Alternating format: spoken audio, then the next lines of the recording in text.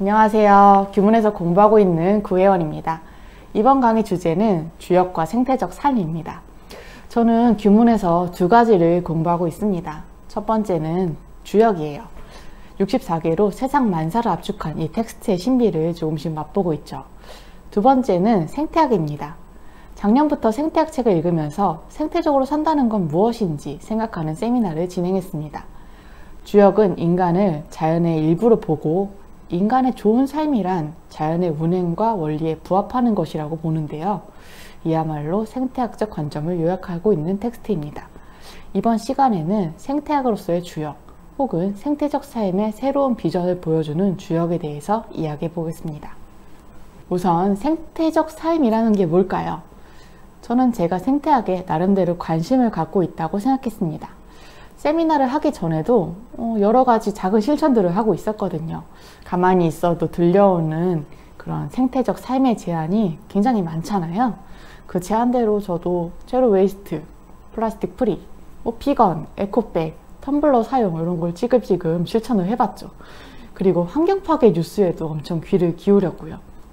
특히 팬데믹은 생태적 삶의 실천에 대해 본격적으로 생각하게 된 계기였습니다.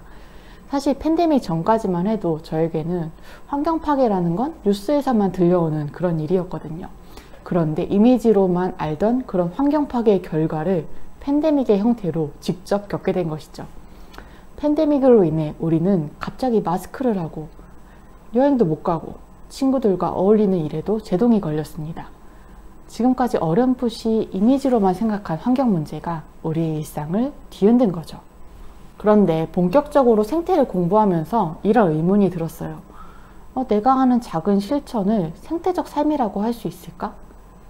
왜냐하면 저의 생태적 실천은 여전히 소비자의 삶을 전제한 것이었기 때문이죠. 소비자의 삶이라는 게 뭐겠어요? 획기적인 상품도 알아보고 그거에 관련된 리스트도 뽑아보고 그 중에 가격도 좀 비교를 해보고 그렇게 해서 구매하는 사람이죠. 근데 그게 저인 거예요.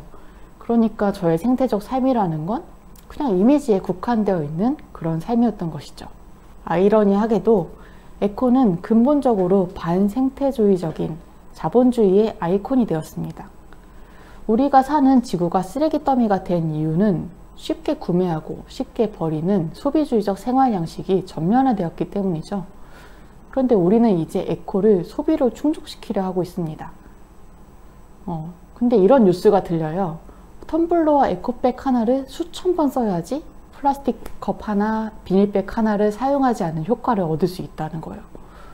그리고 업사이클링 제품을 만들기 위해서 드는 에너지와 그에 동반되는 탄소 배출량이 그냥 공장을 가동시켜서 플라스틱 제품을 만드는 것보다 훨씬 많다는 뉴스도 이제 들려오는 거죠. 생태적으로 살려는 시도가 너무 반생태적인 그런 결과를 낳는 것이 아닌가? 그리고 이런 상황 앞에서 나는 뭘 더 어떻게 해야 하지? 이런 막막함이 이제 엄습해 옵니다. 저는 바로 여기가 우리의 생각의 출발점이 되어야 한다고 그렇게 봅니다. 뭔가를 사는 게 사실 지금처럼 쉬운 시대가 없습니다. 누워만 있어도 되잖아요. 누워서 인터넷 페이지를 몇 번 드나들고 물건이 그러면 바로 오죠.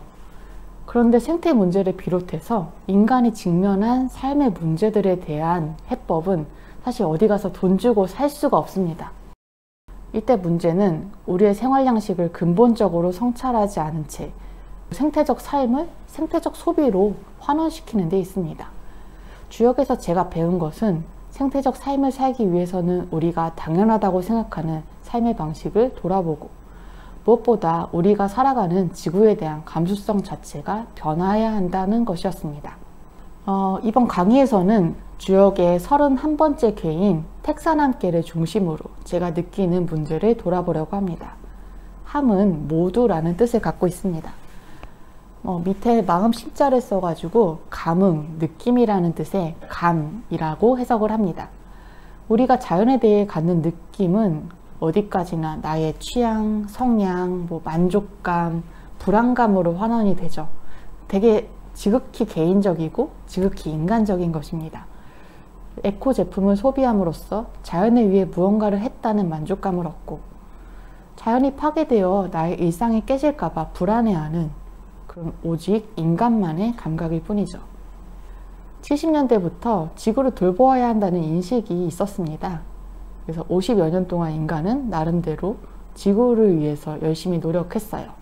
근데 결과는 사상 초유의 팬데믹 사태, 기록적인 폭염과 폭우 같은 이상기후, 걷잡을 수 없는 쓰레기 더미 같은 거죠. 왜 그럴까요? 저는 그 이유가 인간의 관점을 벗어나지 못했기 때문이라고 생각합니다. 인간이 환경을 위한 기술을 선택을 하고 환경을 위해서 의식적으로 노력하면 된다는 생각은 인간의 자연의 일부로서 사고하지 못하고 여전히 자연을 대상화한 결과입니다. 우주의 원리와 존재 방식, 인간 만물의 관계에 대한 이해 없이 생태 문제의 근본적 해결은 사실 불가능하지 않을까요? 주역의 31번째 괴인 택산 함께의 괴사는 이렇게 시작합니다. 함형리정 취녀길. 감응하는 것은 형통하니 올바름을 지키는 것이 이롭고 여자를 취하면 길하다. 함께의 괴사에서는 취녀를 해야 길하다고 합니다. 여기서 여자를 취한다는 취녀는 남자가 장가든다는 의미입니다. 고대 사회에서 인간이 관계 맺는 중요한 국면인 관혼, 상제, 4가지 중 혼인에 해당되지요. 혼인은 공동체를 이루는 가장 근본적인 일로 서로 다른 집안이 결합해야 하는 일이었고 공동체의 다음 세대를 결정하는 일이기도 했습니다. 집안이라는 하나의 공동체에 다른 누군가가 들어오고 그러면서 새로운 관계성이 부여되는 것입니다. 그러니까 취녀길이라는 구절에는 타자를 맞이하는 일이 어떻게 이루어져야 하는지 그런 고민도 들어있고 그리고 이거에 대해서 신중하게 판단하는 일도 모두 포함되어 있습니다. 그런 단계를 거친 다음에야 공동체는 한 차례 쇄신되면서 다음 세대까지 이어질 수 있으니 그래서 길한 것이고요. 함께는 이 괴사를 통해서 천지의 운동과 지속은 다른 것들끼리의 어우러짐에서 시작한다는 것을 말해줍니다. 네, 단전을 한번 읽어볼게요. 단왈, 함, 감야, 유상이 강하, 이기 감응이 상여, 지열, 남하녀, 시, 형, 리정, 취녀, 길야. 단전에서 말했다. 함께는 감응하는 것이다. 유함이 올라가고 강함이 내려와 두 기운이 서로 자극하고 반응하여 서로 함께하고 멈추면서 기뻐한다. 남자가 여자에게 내려가니 그래서 형통하며 올바름을 굳게 지키는 것이 이롭고 여자를 취하면 길하다고 했다. 괴사를 설명하는 단전에서는 함께를 천지빗괴에서 시작된 운동으로 설명합니다. 천지빗괴는 건괴와 곤괴로 이루어진 괴입니다.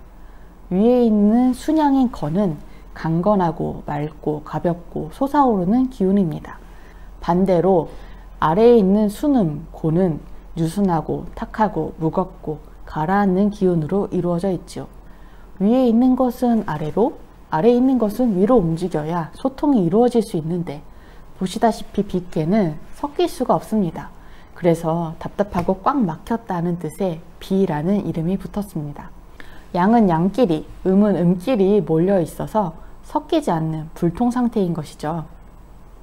택사남은 이 상태가 깨지고 음양이 운동함으로써 만들어졌습니다. 단전에서는 이 불통에서 벗어나는 운동을 유상이 강하라고 표현합니다. 육삼요가 맨 윗자리로 가고 그리고 맨 위에 있는 상구요가 세 번째로 내려옵니다. 음과 양이 각각 제자리를 벗어나서 다른 것과 섞이기 시작하죠.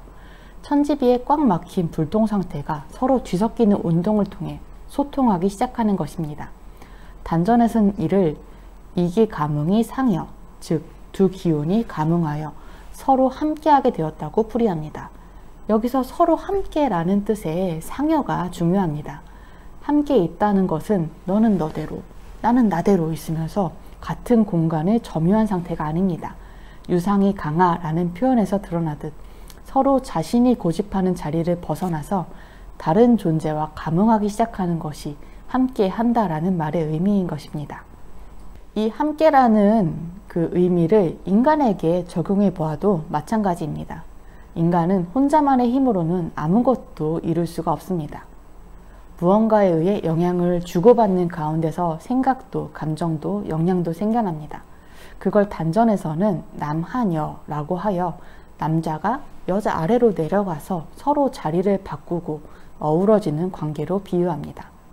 주역에서 남자와 여자는 인간의 기본적인 차이를 가리키는 일종의 기호입니다. 강과 유처럼 인간 사이에서도 서로 다른 것들이 있어야 구체적인 일들이 일어날 수 있다고 말하는 것이죠. 이것이 두 기운이 서로 감응한다라는 것입니다. 그러니까 감응이란 서로 다른 것들이 만나 서로의 마음을 움직이고 서로 다른 힘에 의해 변하는 그런 것이죠. 그렇게 해서 서로 함께하는 것, 이것이 바로 감응입니다. 함께를 물상으로 한번 보겠습니다. 함께는 간께와 택께로 이루어져 있습니다. 함께 아래에 있는 간께는 맨 위가 양효이고 아래 두 효가 음입니다. 간께는 하늘의 기운이 아래로부터 올라가다가 그친 것이죠. 함께 위에 있는 택께는 반대로 맨 위에 있는 효가 음효이고 아래 두 효가 양효입니다. 택께는 땅의 기운이 하늘의 기운을 타고 올라간 것이라고 할 수 있어요.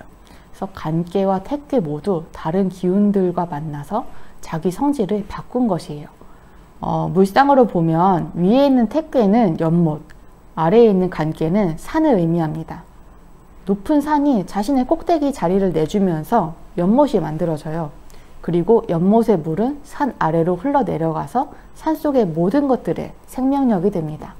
산과 연못이 서로 감응을 해서 서로의 영향을 크게 만들어주는 겁니다. 함께는 다른 것들과 함께하는 것, 즉 공존한다는 것은 감응을 전제해야 한다고 말합니다. 우리는 이런 말을 자주 듣죠. 인간은 자연의 일부다. 인간은 자연과 함께해야 된다. 그런데 그 의미를 우리는 깊이 생각은 하지 않는 것 같습니다. 먼저 인간이 자연의 일부라는 말의 의미에 대해서 한번 생각해 볼게요. 제 얘기부터 해보려고 합니다. 저는 고기 정말 좋아하는데요. 올 가을부터 페스코를 실천 중입니다. 페스코라는 거는 육고기를 먹지 않는 채식주의를 뜻하는 단어입니다. 처음에는 계란과 유제품을 비롯한 모든 동물성 먹거리를 먹지 않는 비건을 고려를 했지만 그러다간 정말 작심삼일이 될 것 같아서 가장 가벼운 실천인 페스코 식단에서 시작해 보려고 했습니다. 이 계기는 사실 저의 몸을 바꾸기 위해서였어요. 기름지고 자극적인 음식을 제가 정말 좋아해서 거기에 탐착하다 보니 여러 가지 문제가 있었고, 그래서 몸과 마음의 문제를 다스리기 위해 최소한 고기만이라도 멀리하자, 이런 마음을 먹은 것이에요. 처음에는 좀 쉽다고 생각했어요. 그런데 막상 시작을 해보니까 제가 얼마나 많은 고기에 둘러싸여 있는지 알게 되었어요. 식당의 요리라는 게 되게 고기를 육수를 내더라고요. 또 친구랑 만나면 그 친목 도모의 수단이 일단 고기를 먹는 거예요. 그리고 제가 감자칩도 좋아하는데 그 감자칩에도 어떤 거에는 고기 성분이 들어있더라고요. 고기를 먹지 않으려다 보니 오히려 식생활 전반이 육식, 그것도 매우 은폐된 형태의 육식에 의존하고 있다는 것을 알게 된 거죠. 가축이 자라는 과정 같은 건 상상도 할 수 없는 그런 방식으로 저는 온갖 생명을 먹어왔던 것입니다. 단지 입의 쾌락을 충족시키기 위해서 말이죠. 인간이 만물과 연결되어 있다는 건 누구나 동의하는 말입니다. 그런데 어떻게 연결되어 있는지는 실천을 동반하지 않으면 깨닫기 어려운 것 같습니다. 육식을 자제하면서부터 저는 전보다 더 제가 먹는 것들을 의식하게 된 것 같습니다. 그 제조 과정에 뭐가 들어있는지도 살펴보고 최소한 뭘 먹을지 생각을 할 때 습관적으로 맛있는 고기를 찾는 그런 생활 방식에 한 번쯤 제동을 걸게 되었죠. 그러면서 동물들이 고기로 길러지고 또 내 앞에 상품으로 도달하기까지의 과정에도 자연스럽게 관심을 갖게 되었습니다. 먹는 일 하나에도 온갖 것들이 얽혀 있다는 사실과 그 먹거리를 생산하는 과정과 무관하게 먹는 활동이 존재하지 않는다는 것도 알게 되었고요. 그러니까 인간이 만물과 연결되어 있다는 것은 단지 아름다운 수사가 아니라 존재 방식을 뜻하는 것입니다. 두 번째로 생각해 보고 싶은 것은 생태적 문제는 결국 인간 사이의 관계와 소통을 함축한다는 것이었습니다.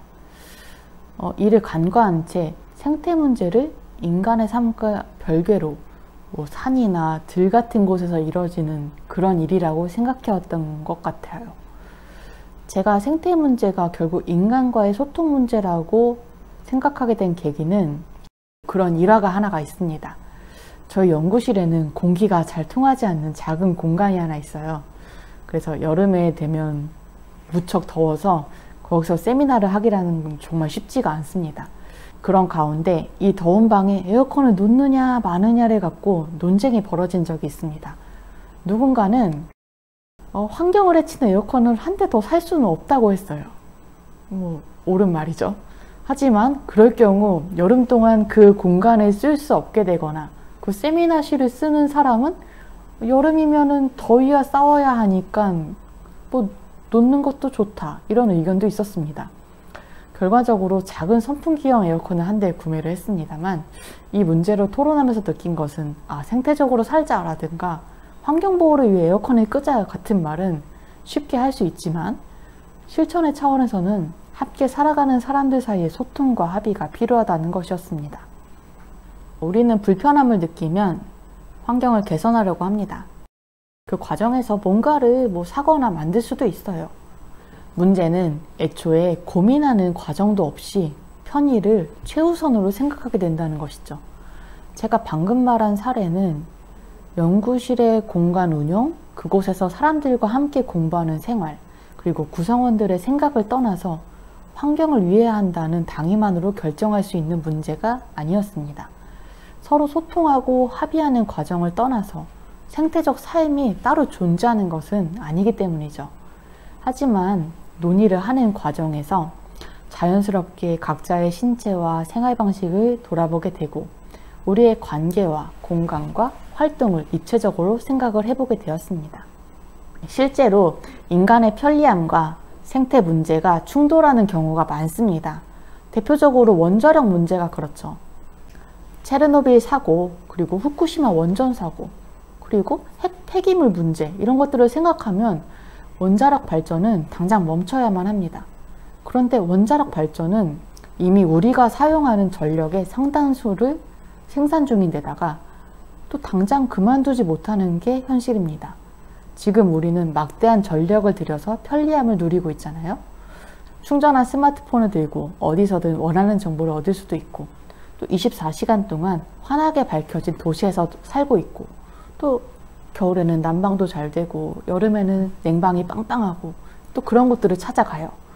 이런 기존의 생활 양식을 조금도 문제 삼지 않으면서, 그러니까 자기가 누리는 편의를 조금도 포기하지 않으면서 그렇게 외치는 생태주의라는 건 이념적 생태주의에 불과하지 않을까요? 원자력에 대한 반대는 지금 우리가 누리는 편리함이 정말 편리함인지, 그리고 이런 편리함이 다른 존재와 지구 환경에 어떤 영향을 줄지 충분히 숙고하는 일을 동반해야 한다고 생각합니다. 이런 사안에 대해 성찰하고 어떤 것이 공존을 위한 길인지 논의하는 과정을 통해서만 구체적 실천을 이끌어낼 수 있을 것입니다. 이런 토론 혹은 합의 과정 속에서 우리는 이전에는 생각하지 못한 결론에 도달할 수도 있고요. 그런 과정을 통해 우리의 생활 양식을 변환할 수 있는 역량을 키우는 것, 이것이 생태적 삶이라고 할 수 있지 않을까요? 주역의 8괴는 각각 다른 역량을 상징합니다. 이를 궤덕이라고 합니다. 한 개를 궤덕으로 말을 해보자면 가는 멈춤, 태는 기쁨입니다. 단전에서는 이런 궤덕을 들어서 지열, 멈추면서 기뻐한다 라고 표현을 했습니다. 기쁨이라고 하면 우리는 나를 되게 기분 좋게 하는 것, 또 나의 선호, 취향, 나를 충족시키는 것, 이런 개인적이고 감각적인 쾌락을 떠올립니다. 그러나 주역의 기쁨이라는 건 나의 호오로 환원되지가 않습니다. 단전의 지열에서 기쁨을 뜻하는 열이라는 글자를 사실 말씀 설자로 통용할 수 있습니다. 우리는 말을 통해서 서로의 마음을 주고받으면서 소통을 하죠. 말을 주고받는 과정에서 이전에는 하지 못했던 생각을 하기도 하고, 또 낯선 느낌을 또 받기도 하고, 이전에는 못했던 일을 하기도 하고, 그러면서 역량이 막 커지는 거예요. 이것이 주역에서 말하는 기쁨이라고 할 수 있어요. 감흥을 하고 함께 나누고 그 과정에서 조금씩 자신이 확장되어감을 느끼는 것, 이것이 주역에서 말하는 기쁨인 거죠. 이를 잘 보여주는 것이 태가 상징하는 연못입니다. 연못은 하나의 공간에 많은 것들이 어우러져 있는 하나의 생태계라고 할 수 있습니다. 물고기도 있고 수생식물도 자라죠. 그리고 새나 동물이 와서 물을 마시기도 하고요. 그래서 연못에서 가지각색의 생명이 서식할 수 있게 된 이유는 다양한 존재 간의 소통이 이루어지기 때문입니다. 이런 연못의 생태를 보고 주역을 지은 성인은 존재 간의 소통이 이루어지면서 서로를 보존하고 기르는 기쁨이라고 이름을 붙인 것이죠. 지이열에서 지는 멈추다 혹은 머무르다 라는 뜻입니다. 함께는 소통의 기쁨에 머무르는 괴입니다. 산 위에 있는 연못은 산이 보호를 해주기 때문에 자신의 유량을 일정하게 유지를 하고 또 계속 흘러가면서 산의 생명을 기릅니다. 이를 본받는다면 인간도 마음을 다해서 감흥을 할 수 있어야 합니다. 쓰레기를 줄이거나 플라스틱을 덜 쓰는 것도 물론 중요합니다만 궁극적으로 내 존재가 어떤 것들에 힘입으면서 살아가는지, 만물이 나와 어떻게 연결되어 있는지를 느끼고 그만큼 다른 존재에게 덕을 베푸는 과정이야말로 생태적 삶이라고 할 수 있어요. 그럴 때 생태적 삶은 결국 우리 자신을 위한 최선의 권리라고 할 수 있습니다.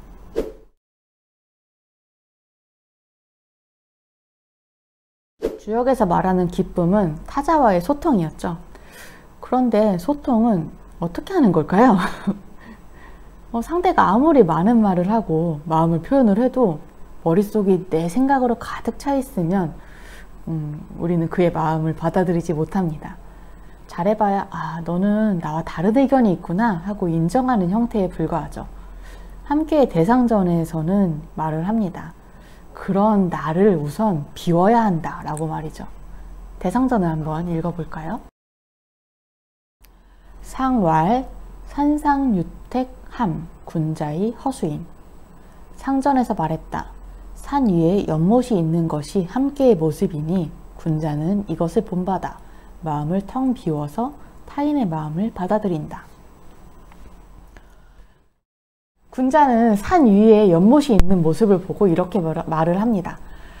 자신을 비워서 남을 받아들여야 한다. 세 글자로 허수입니다. 여기서 이는 사람이 아니라 타자를 통칭하는 글자라고 하겠습니다. 그렇다면 비움, 허라는 건 뭘까요? 동양 철학에서 비움이라는 말이 많이 나와요. 마음을 비워라 같은 말도 하고요. 그런데 사실 마음이 휴지통이 아닌 다음에야 비운다고 비울 수 있는 게 아니잖아요. 그래서 제가 생각하기에 비움이라는 거는 자기 생각에 균열이 생기는 데서 시작을 해야 하지 않나 싶습니다. 자신의 생각만을 고집하는 사람은 생각을 전환하거나 다른 사람의 마음을 받아들일 수가 없습니다. 누군가 만나더라도 그 사람에게서 내가 원하는 생각과 말만 취한다면 그걸 우리는 소통이라고 하지 않죠. 소통하기 위해서 우리는 우선 나의 견고한 생각이 어떻게 만들어졌는지 그 과정을 돌아보고 또 배울 필요도 있습니다. 그 배움의 과정이 곧 생각의 균형을 일으키는 비움의 시작이 아닐까 싶습니다. 논어에 이런 구절이 있습니다. 인자요산, 지자요수. 풀이하면 인자는 산을 좋아하고 지자는 물을 좋아한다 라는 뜻입니다. 이 구절은 산 위에 연못이 있는 함께의 상이 어떻게 허수인으로 연결되는지 유추할 수 있게 합니다. 인이라는 것은 만물과 하나 될 수 있는 덕입니다. 산은 어떤 것도 배척을 하지 않고 만물을 받아들여서 기릅니다. 높은 산일수록 또 깊은 계곡을 포함을 하죠. 그만큼 많은 것들을 포용하는 것이 산입니다. 그런가 하면 물을 볼까요? 물은 고정된 형태가 없습니다. 끊임없이 흐르고 빈틈으로 스며들고 또 다른 존재를 만날 때마다 자신을 얼마든지 변형시키죠. 그래서 산과 물 둘 다 자신을 고집하지 않는 미덕이 있고 그렇게 해서 만물을 받아들이는 역량을 발휘를 합니다. 산과 물이야말로 비움의 덕 자체라고 할 수 있는 거죠. 이처럼 자신을 고집하지 않는 비움은 타자를 받아들이는 수인이라고 하는 것과 동시적일 수밖에 없습니다. 이걸 생태 문제와 연관해서 생각해 볼까요? 우리는 인간의 효용과 성장을 중심으로 만물의 가치를 판단하는 사고방식에 익숙합니다. 자신의 보금자리를 구축하기 위해서 주변을 깨끗이 하고 쾌적하게 개선하려는 그런 선한 노력이 다른 종의 보금자리를 위태롭게 할 수 있다는 것은 미처 생각을 하지 못하고요. 심지어 같은 인간의 생존마저 위협한다는 사실을 잘 모릅니다. 예전에 밀양에 다녀온 적이 있었습니다. 밀양에 세워진 송전탑을 답사하고 농활도 하는 활동이었어요. 그곳에서의 짧은 경험을 하고서야 문득 내가 서울에서 쓰는 전기가 저 멀리 있는 지방에서 생산이 되고 그로 인해 송전탑이 밀양의 밭이나 산에 세워지고 거기서 발생하는 전자파로 인해 또 그곳에 사는 사람들이 고통받는다는 사실을 알게 되었습니다. 기사를 통해 어떻게 합의가 이루어졌고 주민들에게 어떤 보상이 주어졌는지를 아는 것과 직접 그곳에 사는 사람들을 만나고 송전탑을 마주하는 것은 전혀 다른 경험이었습니다. 그곳에 사는 분들은 송전탑이 들어오고 보상을 받는 문제로 이웃과 틀어진 사실을 굉장히 큰 고통으로 느끼고 계셨습니다. 우리가 편리하게 쓰는 전기는 다른 누군가의 관계를 파탄내고 다른 지역을 소외시키는 방식으로 공급되고 있었던 것이죠. 밀양에서 돌아오는 KTX 안에는 자리마다 스마트 기기를 충전할 수 있는 플러그가 있었습니다. 평소라면 이런 편의까지 제공해주는 기술력에 놀랐겠지만 마을과 밭과 산에 우뚝 서 있는 송전탑이 떠올라서 기분이 굉장히 묘하더라고요. 평소 우리는 우리 자신이 다른 일을 소외시켜가면서 자신의 생각을 고집한다고 그렇게 여기지 않습니다. 내가 어떤 상태에 있는지 알려면 타자와의 마주침이 먼저 있어야 하는 것이죠. 그래서 허수인, 타자를 받아들이는 것과 자신의 고집을 알아차리고 내려놓는 것은 결국 동시적일 수밖에 없는 것입니다. 생태 문제는 내가 당연하게 여기는 인간의 편의를 구체적으로 생각하고 마주하는 이 허수인의 자세에서 시작해야 하는 겁니다. 그러면 이제 이 비움의 윤리가 구체적으로 어떻게 실천될 수 있는지 함께의 효사를 통해 살펴보겠습니다. 함께의 효사에서는 인간의 신체 부위가 등장을 합니다. 엄지 발가락부터 시작해서 장단지, 넓적다리, 등, 광대뼈로 감응하는 모습을 하나하나씩 보여줍니다. 감응의 시작은 우리의 신체인 거예요. 아무리 머릿속으로 논리를 구축을 하고 상상을 해도 우리는 신체를 떠나서는 타자와 교감을 할 수가 없습니다. 주역에서는 한 궤에 6효의 천지인의 자리를 부여를 합니다. 첫 번째, 두 번째 효가 땅이고요. 다섯 번째, 여섯 번째 효가 하늘이고요. 그리고 인간은 그 사이에 있는 세 번째, 네 번째 효에 자리한다고 봅니다. 주역에서 인간은 하늘과 땅 사이에서 만물의 리듬에 참여하는 존재라는 뜻이라고 할 수 있어요. 3효는 학계의 맨 위, 그리고 4효는 상계의 맨 아래에 해당됩니다. 3효의 특징은 학계의 맨 위에 있기 때문에 하나의 작은 국면이 끝나는 지점이라는 것입니다. 이때 다 끝났다 라고 마음을 놓아버리거나 오만하게 굴면 바로 다음에 올 변화를 받아들이지 못하게 됩니다. 그래서 64계를 보면 3효는 주로 변화에 대비해야 한다는 경계의 말이 많습니다. 그리고 4효는 5효 바로 아래에 있습니다. 5효는 그 궤가 보여주는 때가 가장 잘 무르익은 국면을 보여주는 중심이자 핵심인 자리입니다. 그 바로 아래에 있는 4효는 5효를 잘 도와주고 이제 막 변화된 국면을 잘 이어받아야 하는 그런 자리입니다. 이렇게 보면 3효와 4효는 중요한 변화가 이루어지는 자리라고 할 수 있어요. 이런 3효와 4효의 인간의 자리를 할당한 이유는 인간이 만물의 어우러짐에 참여하는 건 물론이고 그 사이를 잘 이어주고 돌보아야 한다는 그런 의무가 있기 때문일 것입니다. 만물을 받아들이고 함께하는 감흥의 개인 한 꾀의 3효와 4효는 인간의 감흥 방식에 대한 메시지를 담고 있습니다. 결론부터 말하면 한 가지 방식만을 고집하지 말라는 것이 그것입니다. 이에 대해 구사묘를 먼저 보겠습니다. 구삼, 함기고 집기수 왕린. 상왈, 함기고 역불처야. 지제수인 소집하야. 구사묘는 넓적다리에서 감동한다. 따르는 것만 고집하니 가면 부끄럽다. 상전에서 말했다. 넓적다리에서 감동하는 것은 또한 마땅한 자리에 처하지 않고 뜻이 타인을 따르는 데에 있으니 고집하는 수준이 낮다. 넓적다리는 인간 하체의 끝입니다. 넓적다리의 특징은 상체가 돌아가면 그 방향으로 함께 움직이고 발이 움직이면 또 그에 따라 행동한다는 것입니다. 함께에서는 이 넓적다리의 자리를 외부에 휘둘리기 쉽다라고 봅니다. 구사묘는 위로 올라가기 좋아하는 양효인데다가 윗자리이고 또 맨 위에 있는 상륙효와 응하기까지 해서 자신의 자리를 지키기보다는 위로 올라가려고만 합니다. 함께는 이를 따르는 것만 고집한다 라고 말합니다. 자기가 왜 그렇게 움직이는지는 성찰하지 않고 편한 대로만 움직이려 하는 거죠. 소상전에서는 고집하는 수준이 낮다고 설명합니다.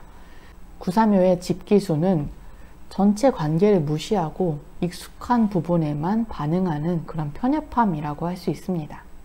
이를 생태학적 차원에서 생각을 해보면 인간의 편리를 위해 관성적 삶을 고집하는 것이라고 해석할 수 있습니다. 사실 삶은 무수한 죽음에 의존하고 있습니다. 먹는다는 것도 다른 존재의 희생을 전제로 하고 있죠. 누군가의 희생으로 살고 있다는 건 어쩐지 꽤나 큰 부담으로 느껴집니다. 이런 부담을 해소하고 균형을 맞추기 위해서 인류는 신화를 만들고 다른 종과의 균형 있는 관계를 맺는 그런 윤리를 발명을 한 게 아닐까 싶어요. 그런데 지금 우리에게는 그런 신화도 없고 윤리도 없습니다.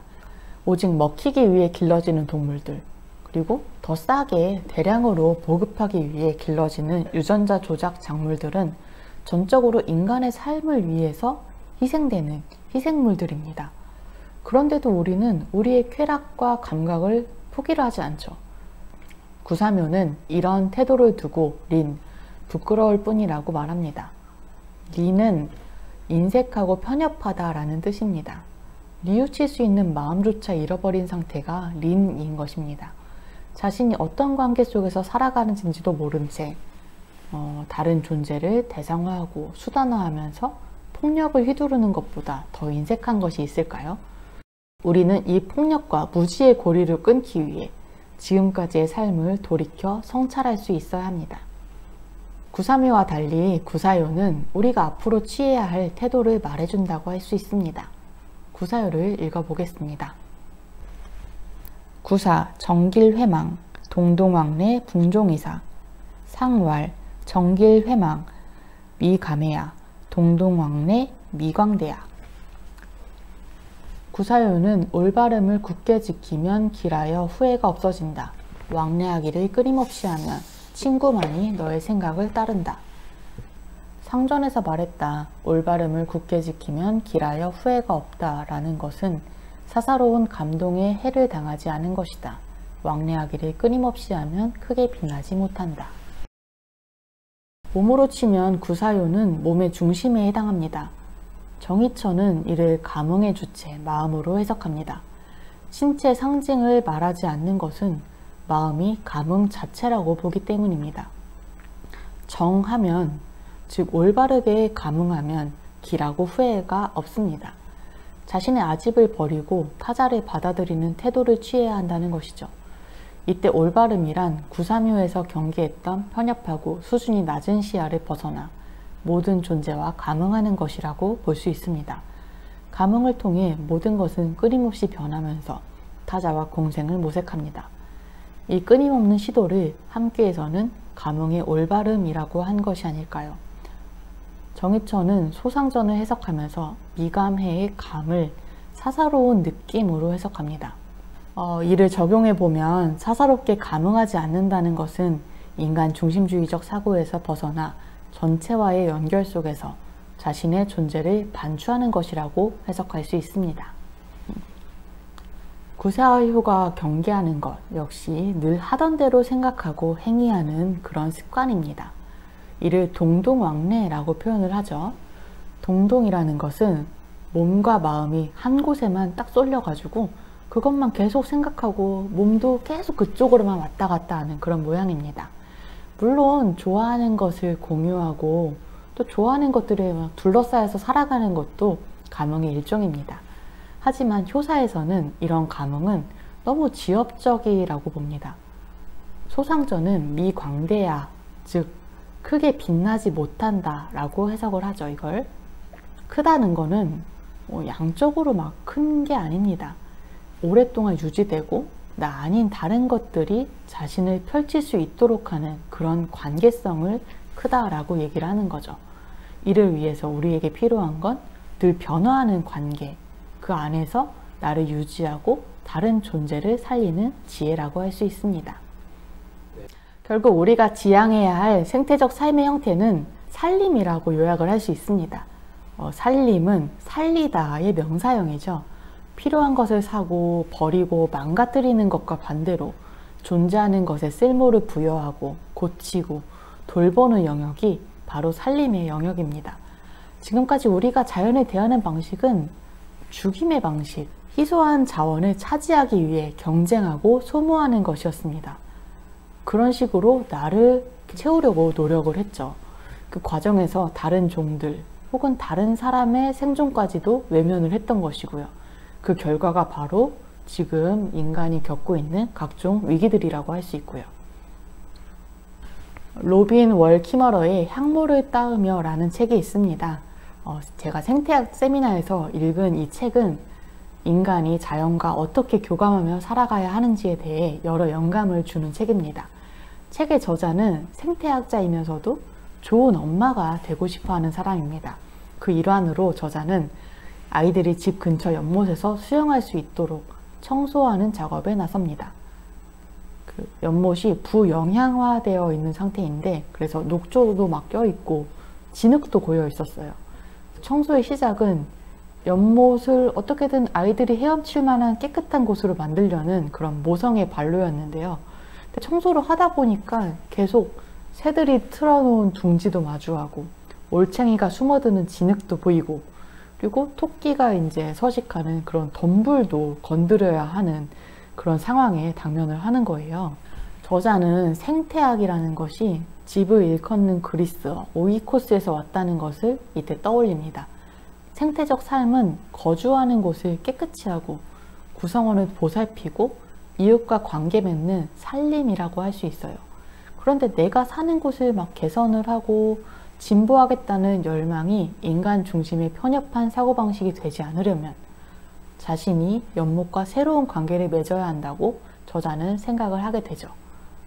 연못의 진흙, 그곳에 서식하는 물고기, 둥지를 튼 새들을 돌보는 것과 또 아이들이 수영할 수 있는 연못물을 만드는 것의 균형을 찾는 것은 좋은 엄마이자 생태학자인 자신이 할 일이라고 생각하게 된 것이죠. 저자는 연못을 집에 딸린 또 하나의 방처럼 받아들이고 가꾸었습니다. 그래서 주말마다 연못을 돌보면서 아이들이 수영할 수 있든 없든 연못이 어떤 주기로 변화하는지 살피고 청소하며 서로 보탬이 되는 그런 균형점을 찾은 것이죠. 균형점이라는 건 구체적 상황에 따라서 계속 변할 수밖에 없습니다. 이 균형점을 찾으려면 우리는 계속해서 배우고 생각을 해야 되죠. 인간이 어떻게 지금의 편리를 이룩을 했는지, 지금 나의 생활이 어떤 영향을 미치고 있는지, 이를 배우는 과정에서 생각에 일어나는 균열을 느끼고 타자들과 다른 관계를 맺을 방법을 찾게 됩니다. 반면 균형을 생각하기를 포기하면 우리에게 남은 건 수치화하고 그리고 효용과 성장을 따지고 그것을 방해하는 요소를 되게 적대적으로 대하는 태도뿐입니다. 물론 생각의 균열을 내는 건 무척 어렵습니다. 저만 해도 자연에 대한 견고한 상이 있어요. 그래서 막 벌레, 양서류 이런 거 질색하고 또 문명의 편리함을 누리는 것이 너무 익숙합니다. 산의 생태, 연못의 생태 같은 건 상상도 못하는 도시인이니까요.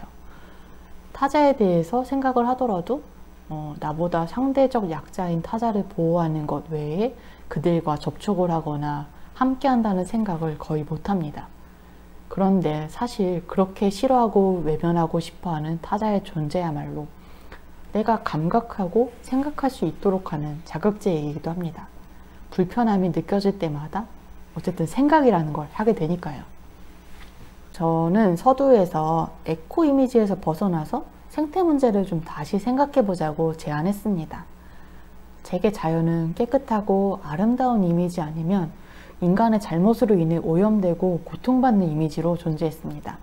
하지만 그런 생태 이미지를 재생산하는 것이야말로 가장 반생태적인 것이 아닐까 하는 생각에 이르렀습니다.